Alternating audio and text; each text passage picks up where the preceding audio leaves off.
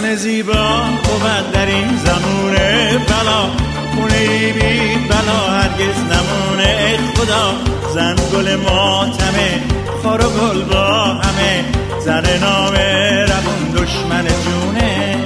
دل سرای غمه، غم عالم کمه، خونه دل دمی بی زن نمونه.